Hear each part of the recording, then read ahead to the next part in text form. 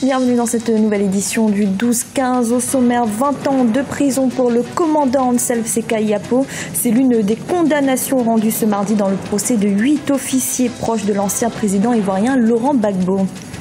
De nouvelles mesures sécuritaires au Cameroun. Les autorités mettent notamment à contribution la population dans la traque des terroristes de Boko Haram. Et le Sénégal va investir dans les énergies renouvelables, un développement des énergies vertes qui vient répondre aux besoins en électricité. Mais tout d'abord, le processus d'indemnisation des victimes des différentes crises survenues en Côte d'Ivoire depuis 1990 a débuté ce mardi. Une cérémonie présidée par le chef de l'État, Alassane Ouattara, a été organisée à cette occasion à Abidjan. Pour cette première phase, 4500 victimes, dont 3500 ayant droit des victimes décédées et 1000 blessés ont été identifiés. Et toujours en Côte d'Ivoire, le tribunal militaire d'Abidjan a rendu ce mardi son verdict dans le procès de 8 officiers proches de l'ancien président Laurent Gbagbo. Le commandant Anselme Séka Yapo notamment a été condamné à 20 ans de prison pour assassinat durant la crise post-électorale de 2010-2011. Ibrahim Ndiaye. Le verdict du procès des 8 officiers proches de l'ex-président ivoirien Laurent Gbagbo est tombé ce mardi 4 août à Abidjan. Anselme Séka Yapo, l'ancien chef de la sécurité de l'ex-première dame Simone Gbagbo, écope d'une peine de 20 ans de prison pour assassinat. Quant au commandant Jean-Noël Abéi, qui dirigeait l'escadron blindé d'Agban, l'un des plus grands camps de gendarmerie du pays, le tribunal militaire d'Abidjan l'a condamné à 5 ans de prison pour désertion à l'étranger. En revanche, les 6 autres officiers qui comparaissaient à leur côté ont été déclarés non coupables de violation de consignes. Le verdict n'est pas étonnant. Est-ce qu'on pouvait faire mieux? Tout ce qu'on note, c'est qu'il semble clément pour Abéi et on lui reproche simplement d'avoir déserté et d'avoir fui, alors que lui disait avoir fait cela parce qu'il se sentait menacé. Pour Séka Séka, elle a eu la main un peu plus lourde. Cela pose la question globale de l'ensemble des procès de la réconciliation nationale. Il faudra bien qu'on y arrive et il y a beaucoup d'autres choses à dire, mais certainement on aura l'occasion de revenir sur les conséquences et les enjeux de ces verdicts-là. Si pour le parquet et pour certains Ivoiriens, ce verdict sonne la fin de l'impunité dans le pays, pour d'autres, elle n'est que le reflet d'une instrumentalisation de la justice par les autorités politiques. Les condamnations qui sont tombées, si vous voulez, ne m'émeuvent pas plus que ça. Ça ne fait que confirmer, malheureusement, l'absence d'état de droit et l'instrumentalisation de la justice par le pouvoir politique.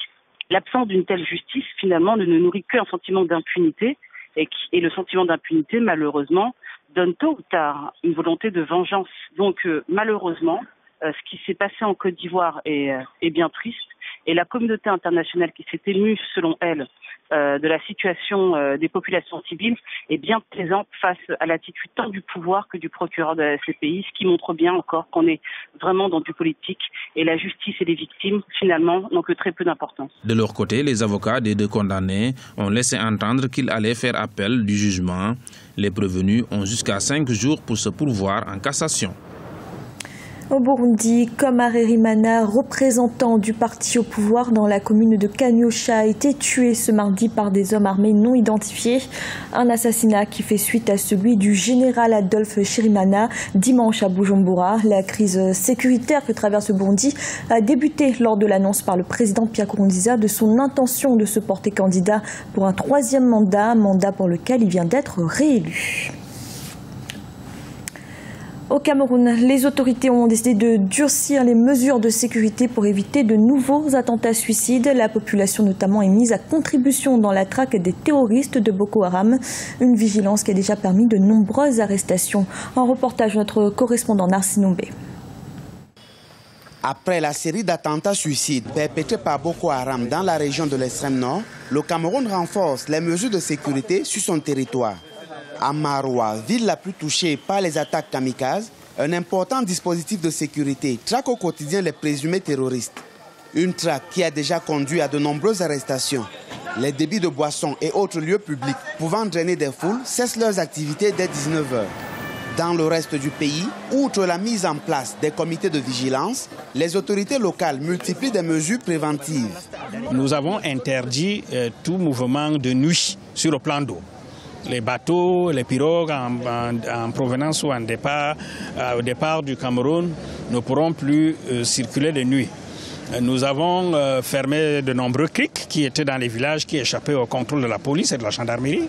Selon des spécialistes, cette montée en puissance des mouvements terroristes au moment où les États africains s'engagent sur le chemin de l'émergence va au-delà d'une simple coïncidence. Chacun dit je vais faire un effort pour être émergent à telle durée.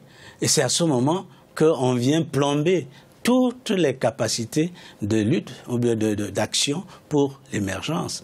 Donc je crois qu'il faut vraiment que nos États africains prennent ces situations au sérieux, parce qu'il y a encore là comme une volonté de venir rompre avec une démarche que l'on voudrait être positive pour l'émergence de l'Afrique. Ces derniers jours, plus de 2500 étrangers en situation irrégulière ont été reconduits à la frontière, pour la plupart des Nigérians et des Centrafricains.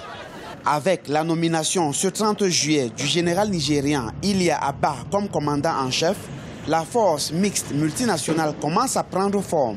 Elle sera dotée de 8500 hommes, dont 6500 soldats et 2000 policiers et gendarmes.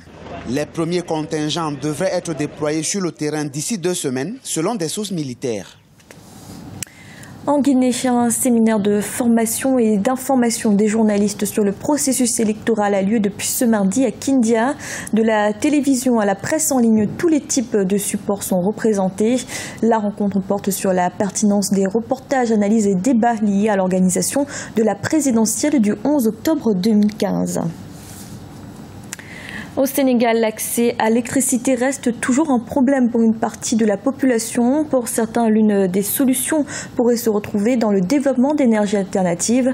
Les autorités souhaitent ainsi investir davantage dans les énergies vertes. Un reportage de notre correspondant El Adjaï. L'approvisionnement en électricité constitue un problème pour le Sénégal et ceci depuis plusieurs années. Aujourd'hui, seulement 33% des 14 millions d'habitants du Sénégal ont accès à l'électricité avec un taux de couverture de 57% en milieu urbain et 10% en milieu rural. À cela s'ajoute le prix exorbitant de l'électricité existante, une situation qui s'explique par plusieurs facteurs. On peut citer la dépendance du pays à l'énergie fossile. Étant essentiellement dépendant des énergies fossiles, le Sénégal se trouvait dans une mauvaise posture, étant donné qu'il est déjà extrêmement difficile de contrôler les aléas de cette source d'énergie. Deuxièmement, c'est une source d'énergie qui coûte extrêmement cher et qui pèse lourd sur le budget de l'État, de telle sorte, par exemple, que l'État peut-être n'est pas en mesure d'assurer ce qu'on appelle les investissements souverains dans le domaine de la santé, par exemple, et de l'éducation. Face à cette situation et à la raréfaction des énergies fossiles en général, les sources d'énergie renouvelables pourraient être une alternative à explorer. Le pays dispose de sources d'énergie comme le solaire, l'éolien, l'hydraulique et la biomasse. Que si ce n'était pas possible, je ne pense pas que ce serait érigé en objectif étatique. C'est possible d'abord parce que nous disposons, comme je l'ai dit, de ces ressources-là. Le Sénégal est l'un des pays les plus ensoleillés au monde. Ça, c'est un. Et deuxièmement, nous sommes, en tout cas au niveau de la Grande Côte, pourvu de ressources éoliennes considérables. C'est possible également parce que le Sénégal a pu définir une stratégie qui lui permet de mettre sur pied toutes les dispositions nécessaires en termes de ressources humaines, mais aussi en termes de vision technique qui nous permettent de pouvoir changer la donne au niveau énergétique du pays. L'État du Sénégal compte réduire au maximum sa consommation en électricité en installant des lampadaires solaires photovoltaïques autonomes dans les édifices publics. Le pays va accroître de 20% d'ici à 2017 la part des énergies renouvelables. C'était le journal de la rédaction. Merci de l'avoir suivi. Retrouvez dans un instant une nouvelle édition de l'information.